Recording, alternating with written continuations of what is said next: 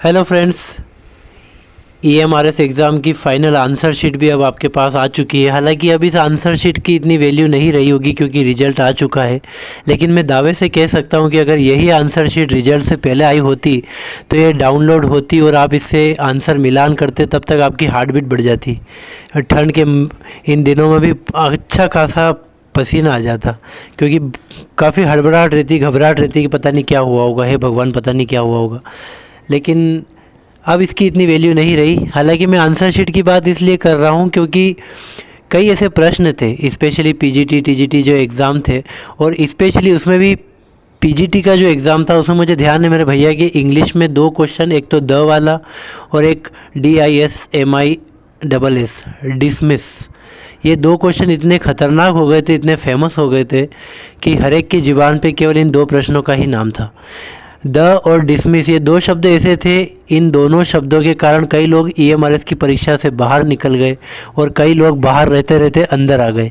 इसलिए मैं कहता हूँ कि वास्तव में शब्दों की कितनी ताकत होती है, और इसी ताकत को मैं बताने के लिए एक छोटी सी स्टोरी आपके साथ शेयर कर रहा हूँ। हालांकि मैं पहले ही बोल चुका हूँ कि आप सभी बुद्धिजीवी वर्ग हैं, काफ़ी कुछ जानते हैं, समझते हैं, अनुभव रखते हैं, लेकिन मुझे ऐसा लगा कि ये स्टोरी आपके साथ शेयर करनी चाहिए। 2 दिन पहले ही मेरे भैया मुझसे ये बात शेयर कर रहे थे कि मेरे 2 दोस्त, एक तो पोस्ट ऑफिस में और एक MP पुलिस में, दोनों मुझसे मिले और दोनों ने कहा कि यार अब तू इतना चिंता में क्यों है, 1 लाख रुपये सैलरी लेगा महीने की, सेंट्रल गवर्नमेंट की जॉब लेगा, रहना खाना फ्री है, मस्त घूम इंजॉय कर, अब तो लाइफ सेट हो गई यार।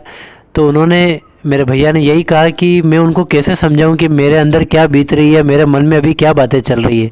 तो ये केवल उनकी स्थिति नहीं है, आप लोगों की भी स्थिति है। हालांकि अब आंसर शीट आ गई है तो कि उम्मीद जग गई है कि अब जल्द से जल्द ज्वाइनिंग भी आने वाली है और आएगी भी। अभी नहीं तो 1 महीने बाद सही, 2 महीने बाद सही, लेकिन अब वो पक्की है। लेकिन फिर भी मन में घुमावदार स्थिति बनी रहती है। तो उसी के ऊपर ये स्टोरी है कि अगली बार अगर आपके साथ ऐसी स्थिति हो कि आप अपनी बात नहीं बता पा रहे या अपनी स्थिति नहीं बता पा रहे, तो ये स्टोरी आपकी ज़रूर हेल्प करेगी। तो स्टोरी इस प्रकार से है कि 2 भक्त थे, काफ़ी पहले की बात है। हालांकि ये स्टोरी रियल है कि नहीं है मैं इसकी पुष्टि नहीं करता, लेकिन दंत कथा के आधार पर यह कहानी है। 2 भक्त थे, उनकी इच्छा थी कि हम भगवान को प्राप्त करें। उन्होंने सब जगह पूछा कि भगवान को पाने का क्या माध्यम हो सकता है। तो किसी ने कहा कि आप जंगल में जाइए, एकांत में बैठिए, उनका ध्यान लगाइए, तपस्या कीजिए। उन्होंने यही किया, परिवार से विदा ली, सब कुछ काम सेट किया और वहाँ से चल पड़े। जंगल में गए, आसन बिछाया। शुरुआत में उनको तकलीफ आई, भूख भी लगी, प्यास भी लगी, जो मौसम थे, गर्मी मौसम, ठंड वगैरह, इनसे उन्हें काफ़ी तकलीफ आई, लेकिन धीरे धीरे उनकी आदत पड़ गई। और लगभग 10-15 साल तपस्या करने के बाद एक दिन ऐसा आया कि एक साधु बाबा उनके पास आए और कहा कि मुझे ऊपर वाले ने भेजा है, ऊपर वाले भगवान आपसे काफ़ी प्रसन्न है, उन्हें आपकी भक्ति काफ़ी पसंद आई और उन्होंने ही कहा है कि मेरे भक्तों से कहना कि मेरी भक्ति, कि आपकी भक्ति मुझ तक पहुंच गई है और मैं लगभग 15-20 साल बाद इस तारीख को, इस दिन, इतनी बजे आपको दर्शन दूंगा और आपकी इच्छाएं पूरी करूंगा। इतना कहते हैं और इतना सुनते ही एक भक्त जो था वो गुस्से से उठ गया और उसने कहा कि 15 साल और, मतलब 15 साल हम इतने दिन से भक्ति कर रहे हैं, भगवान को हमारी भक्ति पसंद आ गई, तो अब अलग से 15 साल की कहाँ ज़रूरत पड़ रही है। मेरे से तो नहीं होती है भक्ति, मैं अपना परिवार छोड़ के बैठा हूँ यहाँ पर और भगवान है कि हमारे साथ खिलवाड़ कर रहे हैं। ऐसे करके वो उठ के वहाँ से चला गया। एक और जो भक्त था उसी समय प्रसन्न होकर वापस उसी मुद्रा में जाकर अपने ध्यान में लग गया और जो भी वो भगवान के मंत्र वगैरह जप रहा था वो जपना शुरू हो गया। तो साधु बाबा ने पूछा कि तुम्हें कोई झल्लाहट नहीं हुई, तुम्हें कोई गुस्सा नहीं आया? तो उसने कहा कि देखिए, मैं जब यहाँ तपस्या करने आया था मेरे मन में कई प्रश्न थे। पहला प्रश्न ये था कि मैं तपस्या कर रहा हूँ, क्या ये सही माध्यम है? जो मंत्र मैं बोल रहा हूँ क्या ये मंत्र सही है? क्या मेरी बात ऊपर तक पहुँच रही है? क्या कोई वास्तव में कोई भगवान है भी या नहीं है? है तो वो खुश है कि दुखी है मुझसे? और अगर खुश है तो वो आएंगे कि नहीं आएंगे? ऐसे कई प्रश्न मेरे मन में थे।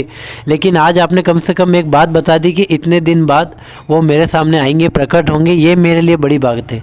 मैं तो सोच रहा था कि क्या पता तपस्या करते करते मेरे प्राण निकल जाएंगे।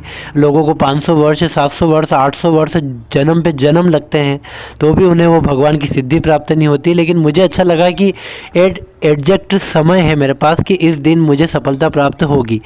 तो मैं खुश हूँ और मैं इस चीज़ के लिए तैयार हूँ। ऐसे करके वो बैठ गए। एक दिन बाद वो साधु बाबा फिर से आए और उन्होंने कहा कि मैं ही भगवान का रूप हूँ, मैं तुम्हारी परीक्षा ले रहा था, तुम अपनी परीक्षा में पास हुए। ऐसे करके उन्हें वो भगवान प्राप्त हुए और कहानी ख़त्म हुई। तो दोस्तों यहाँ पर जो भक्त है वो कहीं ना कहीं हमारी स्थिति से जुड़े हुए हैं। हमारी भी स्थिति ऐसी ही हुई। हम भी केवल NEST से यही चाहते हैं, ये हमारे से यही चाहते हैं कि कोई बात नहीं, आप बिज़ी है, आपके पास बहुत काम है। हमें पता है कि 8000 वैकेंसियाँ फिलअप करनी है, अलग अलग वर्ग है, PGT TGT JS है वगैरह, प्रिंसिपल सब है। उसमें भी SC ST OBC EWS महिला वर्ग, भूतपूर्व सैनिक, फिर अलग अलग पोस्ट है, पुराने टीचर है, अभी की भर्ती है, बहुत सारे काम है। पर हे प्रभु, हमें केवल इतना बता दीजिए कि होगी कि नहीं होगी। होगी तो इसी मार्च में होगी या चुनाव के बाद होगी या 1 साल 2 साल बाद होगी, जिससे हम हमारा और रास्ता पकड़ पाए। कोई और वैकेंसी आ रही है तो उसे भर पाए, या हम और एग्ज़ाम में पास हो गए हैं तो उसमें ज्वाइन कर पाए, या जिस परीक्षा में हम ऑलरेडी बैठे हुए हैं, जो नौकरी हम ऑलरेडी कर रहे हैं उसमें हम जारी रखें। हम लोगों को बताएं या नहीं बताएं, हमारे अंदर जो अंतर्द्वंद चल रहा है वो कहीं ना कहीं ख़त्म हो जाए। तो यही बात हमारे अंदर भी है।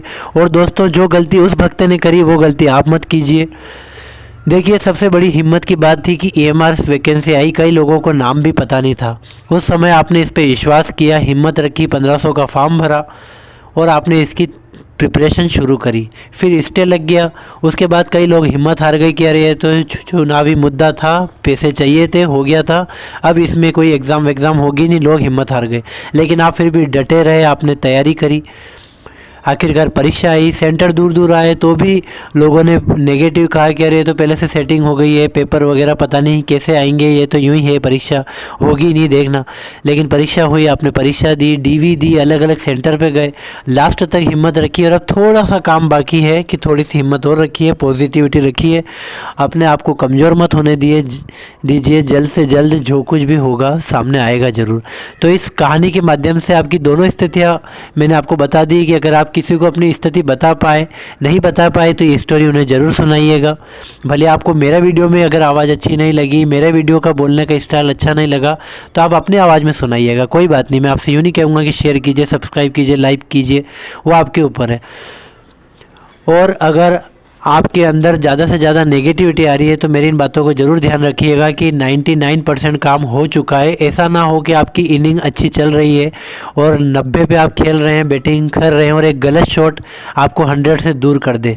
तो यही कुछ बातें थी। जल्दी मैं और बातों पर भी आऊँगा, लेकिन आज मुझे ऐसा लगा कि स्टोरी सुनाना ज़रूरी है, इसलिए मैंने सुनाई। बेस्ट ऑफ लक आपके भविष्य के लिए, और जल्दी मैं आपको एक और EMRS का वीडियो भेजने वाला हूँ। So thank you very much.